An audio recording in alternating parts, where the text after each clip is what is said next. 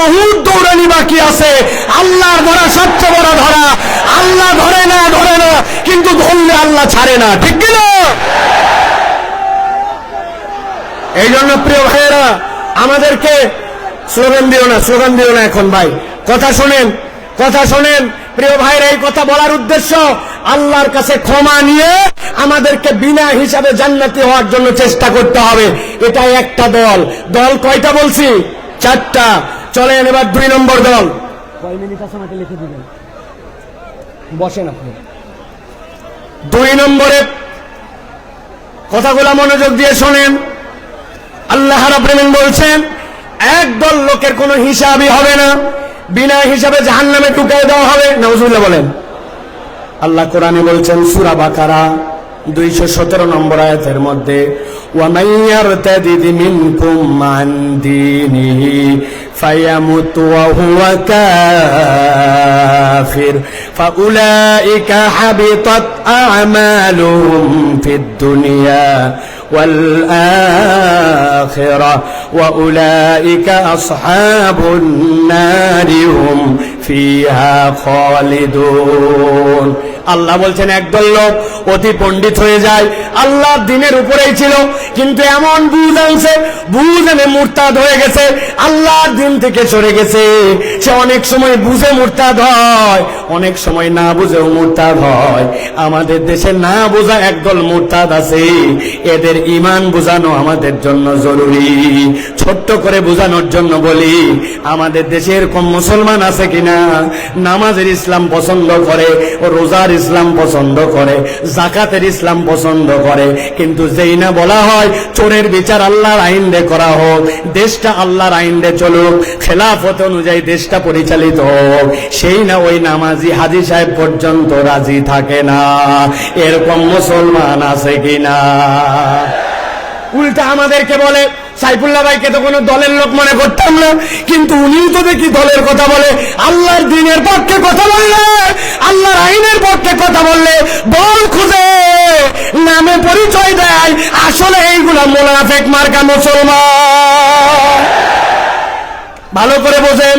আল্লাহ বলছেন, কেউ যদি আল্লাহর দিন থেকে মুখ ফিরায় নেয়, ফায়ামুত ওয়া হুয়া কাফির, এই অবস্থায় যদি মারা যায় তাহলে সে কাফের। আল্লাহ বলছেন, আর কেউ যদি কাফের অবস্থায় এরকম করে মুরতাদ হয়ে মরে যায়, ফাহাবিতাত আমালুহুম ফিদ দুনিয়া ওয়াল আখিরাহ ওয়া উলাইকা আসহাবুন নারি হুম ফিহা খালিদুন। এই মানুষগুলোকে চিরস্থায়ী জাহান্নামে ঢুকানো হবে, এদের কোনো বিচার হবে না, সরাসরি জাহান্নামে যাবে। অতএব যাই করি নাই করি, কখনো আল্লাহর দিনের থেকে মুখ ফিরানো যাবে না। আর নিজের পণ্ডিতি খাটায়া আল্লাহর বিধান নিয়ে কোনো বাজে কথা বলা যাবে না, ঠিক না? খুব সাবধান প্রিয় ভাইরা। আল্লাহ রাব্বুল আলামিন কোরআনুল কারীমের মধ্যে বিস্তারিত কথা বলেছেন, সংক্ষেপ সময়, এই জন্য আপনাদের কাছে বুঝানোর জন্য বলছি। মুরতাদ কিভাবে হয়? ওরা মনে করে নবীর তরিকা ঠিক না, নবীর পদ্ধতি পছন্দ করে না, আল্লাহর বিধান আগে ঠিক মনে করত, কিন্তু এখন মনে করে আল্লাহর বিধান বোধহয় বাংলাদেশের জন্য, আমাদের সমাজের জন্য অচল। এরকম যদি মনে করে, ও যত হাজী সাহেব গাজী সাহেব হোক না কেন, আল্লাহর কাছে সে মুরতাদ হয়ে যাবে, বিনা হিসাবে জাহান্নামে। আল্লাহ হেফাজত করুক, আল্লাহুম্মা আমিন। প্রিয় ভাইয়েরা, এবার চলেন আমরা 3 নম্বর দলের মধ্যে যাব। 3 নম্বর দল কি, এটা একটু বুঝতে হবে। সেটা হচ্ছে হিসাব হবে, কিন্তু আল্লাহ বলছেন ওই হিসাবের পরে তাকে জান্নাত দেওয়া হবে। তবে হিসাবটা তার জন্য যে হবে, ওই হিসাবটাতে তার আমল নামায়, আমলটা পরিমাপে দেখা হবে না, আমলটা ওজনে দেখা হবে। কিসে দেখা হবে? কথা বলেন, আমল কি আমাদের পরিমাপ হবে না ওজন হবে? আমার দিকে তাকান, কি হবে? ওজন হবে। এখন কথা হচ্ছে যে আপনার আমল নামায় সওয়াবও আছে, গুনাহও আছে, কিন্তু আমল নামাতে আমার ওজনটা কেমনে ভারী হবে? আমি আপনাদের কাছে বলতে চাই, একটা মানুষের জীবনে যদি তার আমল নামায় 3টা জিনিস যুক্ত থাকে, তাহলে তার আমল নামা ওজনে ভারী হয়। সুবহানাল্লাহ বলেন। 1 নম্বরে আপনার আমল নামার মধ্যে ঈমান লাগবে। কি লাগবে? একটা মুখ বন্ধ থাকবে না। আমল নামাতে ওজনে ভারী করতে হলে প্রথমে বলতে হবে কি লাগবে? জোরে বলেন ঈমান। ওই যে দাঁড়ায় আছেন যারা, কি লাগবে? ঈমান। ঈমান নাই আপনার কিচ্ছু নাই, ঈমান আছে আপনার কিছু আছে। সুবহানাল্লাহি বিহামদি। এই যে তরুণেরা ওয়াজ শোনার জন্য চলে আসছে, কিন্তু এর মধ্যে অনেকেই আছে ঈমানের বেসিক হচ্ছে সালাত, অথচ সেই সালাত আদায় করে না, আছে কিনা? আমি আপনাদের কাছে একটা ছাত্র আর একটা শিক্ষকের একটা দৃষ্টান্ত দিব 30 সেকেন্ডে, ভালো করে খেয়াল করেন।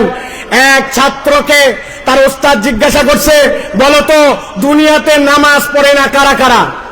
ওই ছেলে ভেবে চিনতে বলছে, ওস্তাদ দুনিয়াতে নামাজ পড়ে না 3 শ্রেণীর লোক। কয় শ্রেণী? কথা বলেন। 3 শ্রেণী। বলতো 1 নম্বর কে? বলছে 1 নম্বর যে পাগল অথবা অজ্ঞান। মাশাআল্লাহ। 2 নম্বর কে? বলছে ওস্তাদ 2 নম্বর যে মৃত, সে নামাজ পড়ে না। মরা মানুষ নামাজ পড়ে? উল্টা নামাজ পড়া লাগে। বলছে মাশাআল্লাহ। এবার 3 নম্বর বলো। বলছে 3 নম্বর হচ্ছে যে অমুসলমান। তাহলে নামাজ পড়ে না কয় শ্রেণী? 1 নম্বরে পাগল অথবা অজ্ঞান, বলেন। 2 নম্বরে মৃত, 3 নম্বরে অমুসলমান। এবার পেকুয়ার লক্ষ মানুষকে সামনে নিয়ে জিজ্ঞাসা করতে চাই, যারা এখানে আছেন দাঁড়ায় বসে দূরে কাছে, আমরা কি পাগল অথবা অজ্ঞান? আমরা কি মৃত? আমরা কি অমুসলমান? আপনি কিন্তু ফাঁসে গেছেন।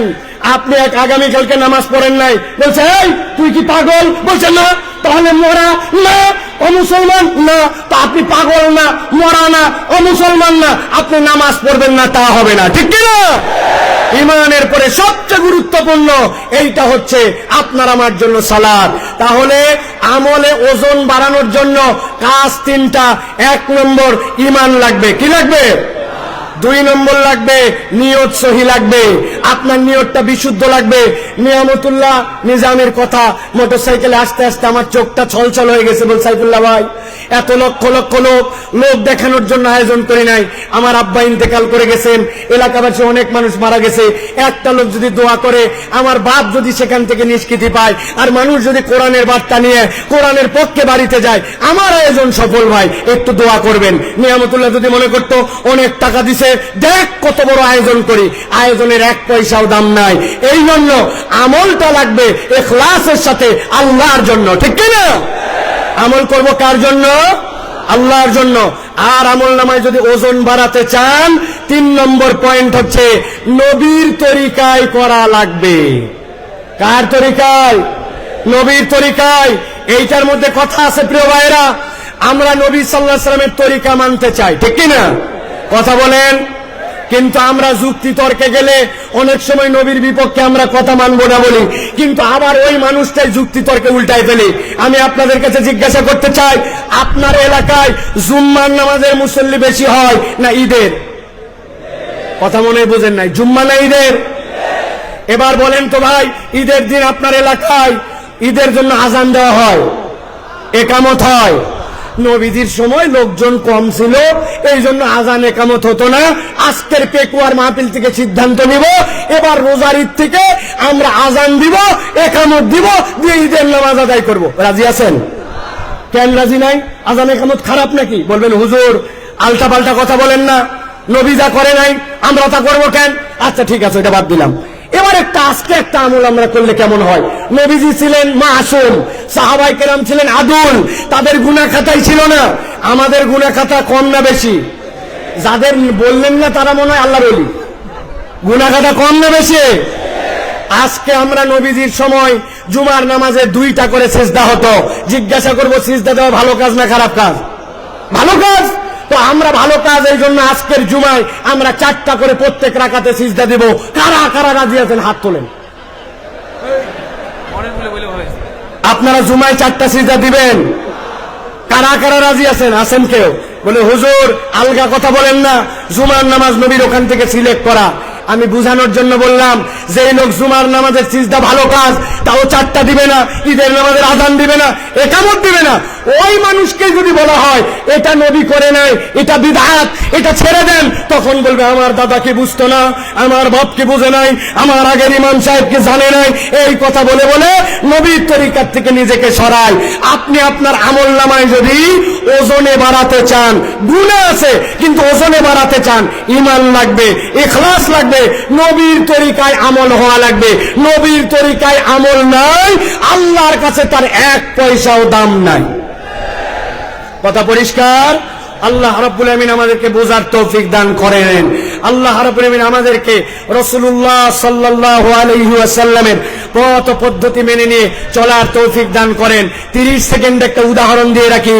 মাছ কিনতে যান বাজারে, 1000 টাকা কেজি ইলিশ মাছ, গাগর মাছ ভিজায় রাখছে পানির মধ্যে। আপনি বলছেন পানি ফেলায় দিবি, পানি অনেক ফেলায়, কিন্তু ফেলানোর পরেও 1 কেজি মাছের মধ্যে 20 গ্রাম পানি থেকে যায়। 1000 টাকা কেজিতে 20 গ্রাম পানিও বিক্রি হয়ে যায়, ঠিক কিনা? আমাদের গুনাহ থাকবে, অপরাধ থাকবে, কিন্তু ঈমান যদি থাকে আর ইখলাস যদি থাকে, নবীর তরিকায় ইবাদত থাকে, তাহলে ওই পানি যেরকম বিক্রি হয়ে যায়, আমাদের গুনাহগুলো আল্লাহ রাব্বুল আলামিন